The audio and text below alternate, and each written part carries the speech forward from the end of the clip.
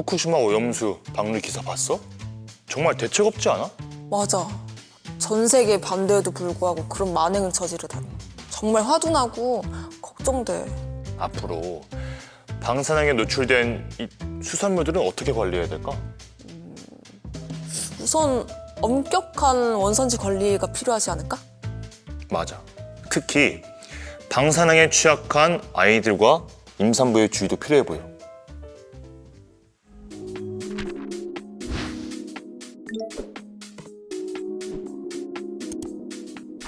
본 의원은 후쿠시마 오염수로 오염된 식재료부터 안전한 식재료 공급하기 위한 체계 마련을 요구하고자 이 자리에 섰습니다.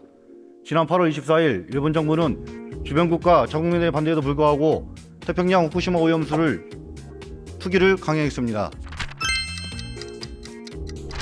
이어 일본은 10월 5일 2차 해양 투기를 개시했으며 이달 23일까지 약 7,800톤의 오염수를 방류할 계획이라고 밝혔습니다. 이에 멈추지 않고 일본은 약 140만 톤의 오염수를 무려 30년간 방류하겠다고 선언해 각국의 원성을 샀습니다.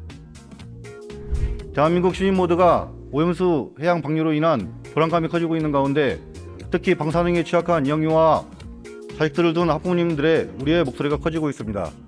최근 수산물 방사능 조사 결과에 따르면 유아 및 어린이, 임산부 등 방사능 취약계층의 경우 방사능 검출 빈도가 높은 식품 섭취에 각별히 유의해야 함이 강조돼 있습니다. 지난 8월 교육부는 최근 3년간 급식에 일본산 수산물을 사용하지 않았으며 앞으로 안전한 식재료만 공급하겠다고 입장을 밝혔습니다. 하지만 일본 수산물뿐만 아니라 오염수 그 자체가 우리 바다에 방류되어 미칠 영향을 고려한다면 결코 안심할 수 없습니다. 실제 부산항만공사의 자료에 따르면 최근 5년간 부산항에 입항한 일본 화로차 12,278대 중 23%에 해당하는 2,893대만이 해수 방사능 검사를 받았고 특히 후쿠시마 방류 후 입항한 일본 화로차 43대 중 16%에 해당하는 7대만이 해상 방사능 검사를 받은 뒤 해수를 처리한 것으로 나타났습니다. 문제는 방사능 검사를 받지 않은 화로와 해수를 실은 일본 화로차가 국내 어디든 다닐 수 있어 우리 도로와 바다에 방류해도 추측할 방법이 없다는 것입니다.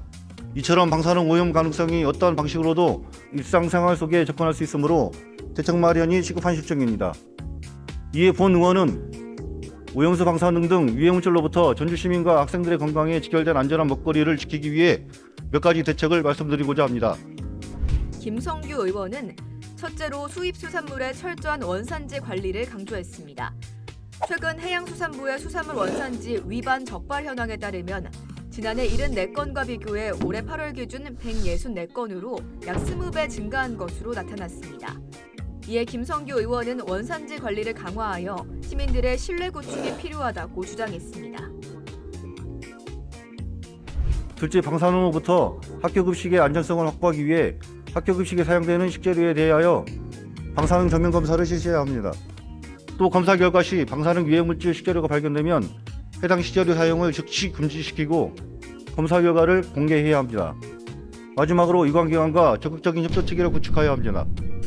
유관기관과 협력해 부적합 판정, 식재료에 대한 안내, 회수, 납품 중단 등 추가 피해를 예방할 수 있도록 공유 시스템을 운영해야 합니다. 더불어 식품 관련 이슈와 유해물질에 대한 정확한 정보를 공개하고 엄격한 대응을 통해 시민들의 불안감을 해소하여야 합니다. 따라서 급식 운영이 파행으로 치닫기 전 우리 전주시도 신속한 대응과 제도적 마련에 대한 검토가 필요합니다.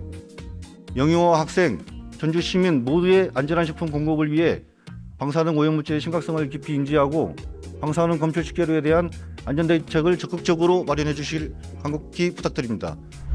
지금까지 전주시의회 제405회 제2차 본회의 김성규 의원의 5분 자유 발언이었습니다. 전주시의회 홈페이지를 방문하시면 5분 발언 전체 영상과 더 많은 의정활동 정보를 찾아보실 수 있습니다. 고맙습니다.